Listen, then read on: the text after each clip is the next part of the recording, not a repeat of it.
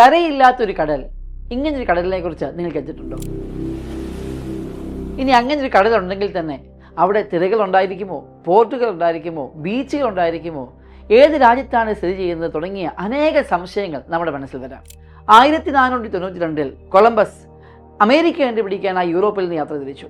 Atlantic സമുദ്രത്തിന് കുറുകെയായിരുന്നു അദ്ദേഹത്തിൻ്റെ യാത്ര.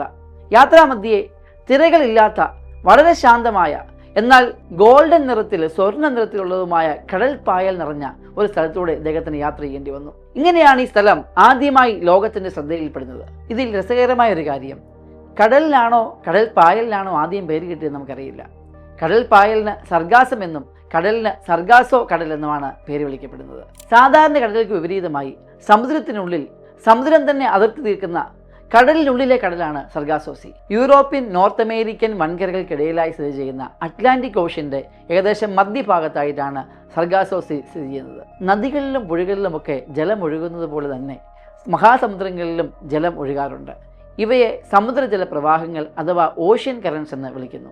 Atlantic മഹാസമുദ്രത്തിൽ വൃത്താകൃതിയിൽ ഒഴുകിക്കൊണ്ടിരിക്കുന്ന ജലപ്രവാഹങ്ങൾക്കിടയിൽ ട്രാപ്ഡായി പോയ ഒരു കടൽ ഭാഗമുണ്ട്. ഇവിടെ സ്വർണ്ണ പരവതാനി വിരിച്ചതുപോലെയുള്ള കടൽ പായലുകൾ, ഇതിനിടയിൽ വസിക്കുന്ന അനേകം ജീവജാലങ്ങൾ, പറക്കുന്ന മത്സ്യങ്ങൾ മുതൽ കടലാമകൾ വരെയുള്ള ഈ പ്രദേശം തിമിംഗലങ്ങൾ അവരുടെ മൈഗ്രേറ്ററി കോറിഡോറായിട്ട് ഉപയോഗിക്കാറുണ്ട്.